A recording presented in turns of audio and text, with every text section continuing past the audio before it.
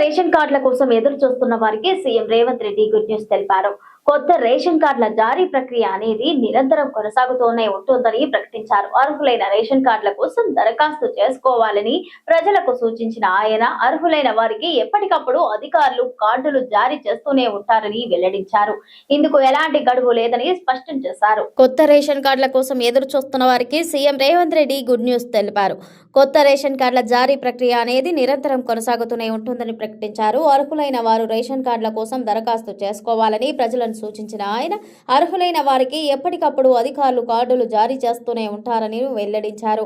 ఇందుకు ఎలాంటి గడువు లేదని స్పష్టం చేశారు. అర్హులైన ప్రతి ఒక్కరికి రేషన్ కార్డులు ఇచ్చేలా తమ ప్రభుత్వం లక్ష్యం నిర్దేశించుకుందని ఈ మేరకు అధికారులకు ఆదేశాలు జారీ చేసినట్లు రేవంత్ తెలిపారు. రేషన్ కార్డులకు అప్లై చేసుకునే ప్రక్రియ ఎప్పుడూ జరుగుతూనే ఉంటుందన్నారు. జూన్ 2న తెలంగాణ ఆవిర్భావ దినోత్సవం ఘనంగా జరుపుకోవాలని ప్రజలకు సూచించారు. మార్చి 6 నుంచి జూన్ 12 తేదీ వరకు 99 రోజుల పాటు ప్రజాపాలన ప్రగతి ప్రణాళిక కార్యక్రమం నిర్వహించనున్నట్లు సీఎం రేవంత్ తెలిపారు.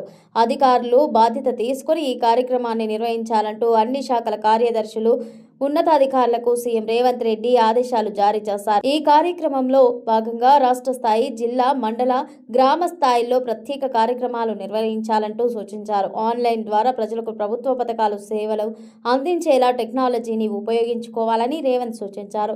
సంక్షేమ పథకాలను ప్రజలకు అందించేలా టెక్నాలజీని అన్ని శాఖలు ఉపయోగించుకోవాలని తెలిపారు. అలాగే తెలంగాణలో ప్రైవేట్ స్కూళ్లకు పోటీగా ప్రభుత్వ ఆధ్వర్యంలో విద్య అందించేందుకు రాష్ట్రంలో తెలంగాణ పబ్లిక్ స్కూల్స్ ను ప్రారంభించనున్నట్లు రేవంత్ ప్రకటించారు. 100 మండలాల్లో ఈ స్కూళ్లను ఏర్పాటు చేయనున్నట్లు రేవంత్ పేర్కొన్నారు. అటు కాంగ్రెస్ ప్రభుత్వం అమలు చేస్తున్న సంక్షేమ పథకాలన్నీ అర్హులకు అందేలా చర్యలు తీసుకోవాలని సీఎం రేవంత్ అధికారులకు ఆదేశాలు జారీ చేశారు.